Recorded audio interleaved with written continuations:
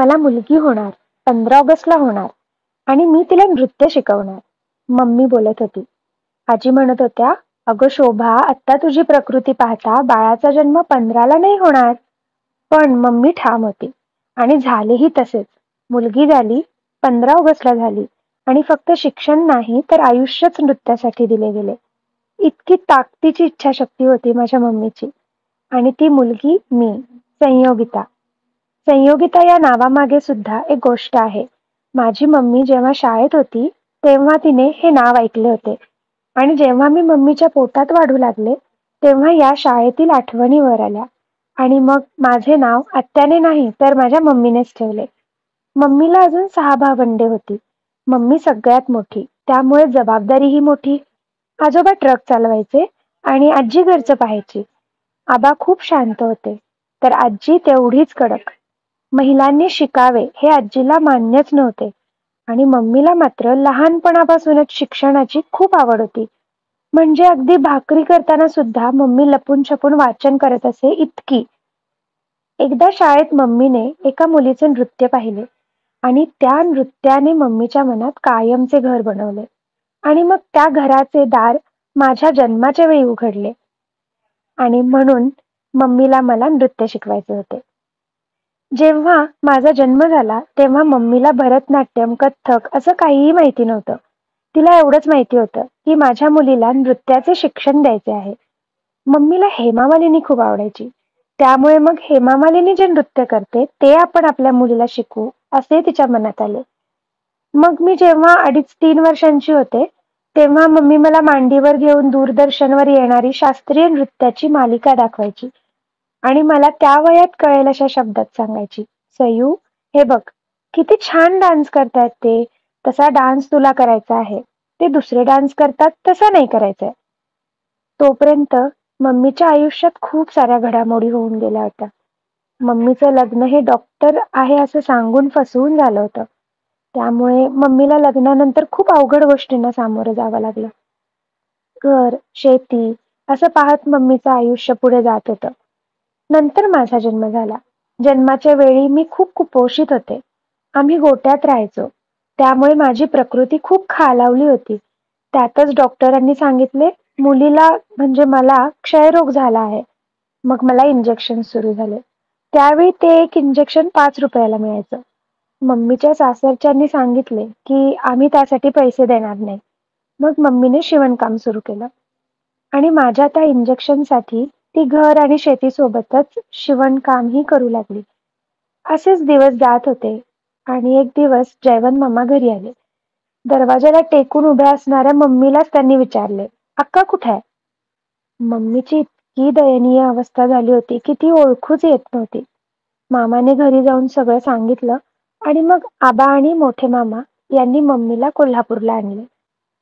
आपल्या भारतीय स्त्रियांचं मन इतकं मोठं असतं की संसार म्हणजेच तिचं खरं घर याच विश्वासावरती आयुष्यभर त्रास जरी झाला तरी सहन करत तिथेच राहते.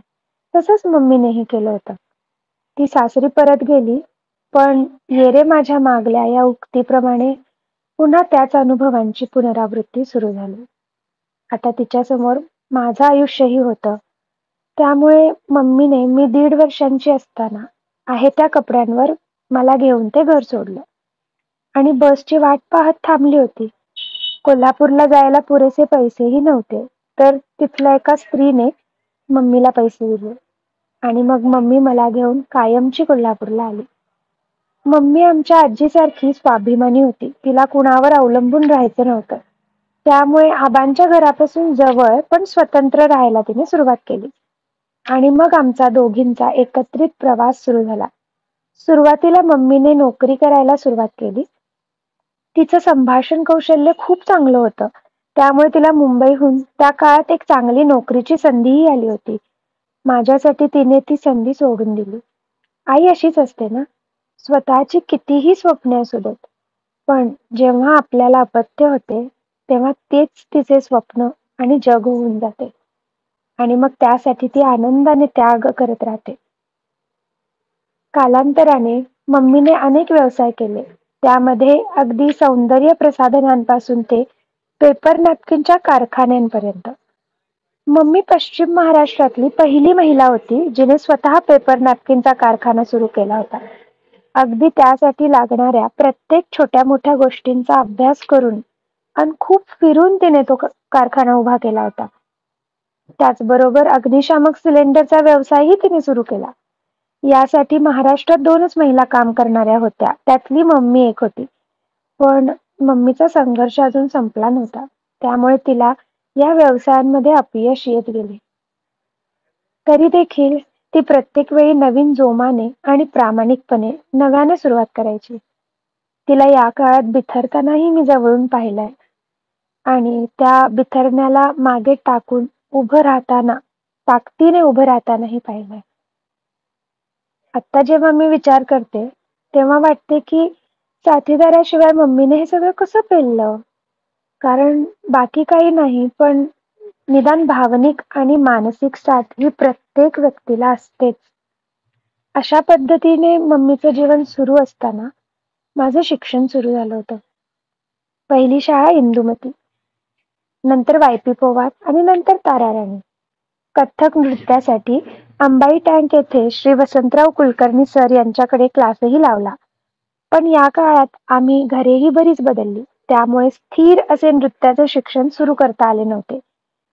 मी जेव्हा 6वीला गेले, तेव्हा आम्ही राहायला प्रियदर्शिनीमध्ये उजगावला होतो आणि शाळा ताराराणी. मम्मीने चौकशी केली आणि गायन समाज देवल क्लब येथे कथक आणि गायन यासाठी माझा प्रवेश निश्चित केला, जेणेकरून सर्व काही एकाच बस रूटवर असेल. इथून खऱ्या अर्थाने माझ्या कलेच्या शिक्षणाला सुरुवात झाली. मम्मीने नेहमीच मला स्वावलंबनाचे धडे दिले. मला तिने खूप ठिकाणी शिबिरांना पाठवले. प्रत्येक ठिकाणी आधी ती मला स्वतः सोबत येऊन कसे जायचे हे दाखवून द्यायची आणि मग नंतर मला एकटीला पाठवायची. या आणि अशा अनेक अनुभवांमधून मम्मीने मला जीवनाचे शिक्षण दिले. याच वर्षी मम्मीला शाळेत असताना ज्या नृत्याने आकर्षित केले होते, त्या नृत्याचेही शिक्षण सौ अमृता जांभोलीकर टीचर यांच्याकडे सुरू झाले. भरतनाट्यमचे शिक्षण सुरू झाले 1998-99 मध्ये. मम्मी मला नेहमीच सांगायची की सयू, आयुष्यात काहीही कर, पण असं काम कर की लोक तुझ्याकडेच आले पाहिजेत. ती लोकमान्य टिळकांचं एक उदाहरण द्यायची. अगदी चप्पल शिवायचं काम जरी सुरू केलं तरी ते असं करायचं, असं चप्पल शिवायचं की सगळ्यांनी त्यासाठी आपल्याकडे आलं पाहिजे. आणि याच विचारातून पुढे भरतनाट्यमच्या प्रसारासाठी 29 जुलै 2004 मध्ये सूर्योदयापासून सूर्यास्तापर्यंत न थांबता 13 तास भरतनाट्यम करण्याचा उपक्रम केला. त्यानंतर तपस्या या नावाने 4 ते 7 डिसेंबर 2008 मध्ये सलग 66 तास नृत्य करण्याचा जागतिक विक्रम केला. 10 जानेवारी 2015 मध्ये नृत्य संस्कार नावाने 2100 सहभागींना भरतनाट्यमचे मूळ धडे देऊन त्यांचे एकत्रित सादरीकरण करण्याचे पहिले गिनीज वर्ल्ड रेकॉर्ड केले. त्यानंतर पाठोपाठ 31 जानेवारी 2016 मध्ये 576 नृत्यांगनांचे महाराष्ट्राच्या लोकनृत्यांची राणी असणाऱ्या लावणी नृत्याचे सादरीकरण करण्यात आले. हे दुसरे गिनीज वर्ल्ड रेकॉर्ड केले, ज्याचे नाव लावणी मानवंदना होते. हे सर्व करत असताना खूप अडचणी, भावनिक आणि मानसिक हतबलता, आर्थिक कमतरता, कमी पडणारे मनुष्यबळ, विरोध, अडवणूक, अफवा या आणि अशा अनेक प्रसंगांमधून मम्मी आणि मी जात होतो. बऱ्याचदा पैसे नाहीत म्हणून न जेवता झोपलो.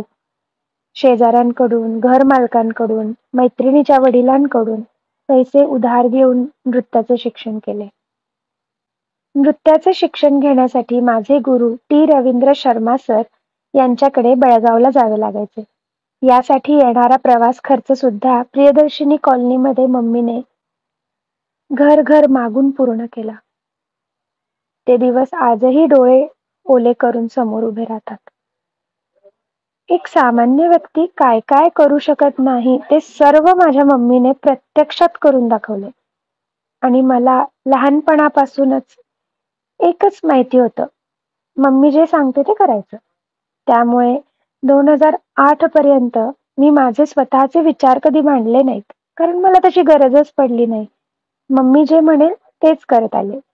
पण त्याचमुळे आज मी हे लिहू शकतेय, बोलू शकतेय, व्यक्त होऊ शकतेय. आज माझ्या प्रत्येक विचारात, कर्मात माझी मम्मीच भरून आहे. माझ्याशिवाय तिचं अस्तित्व नाही असं ती नेहमी म्हणायची. पण खरं सांगू, तिच्याशिवाय माझं काहीच अस्तित्व नाहीये.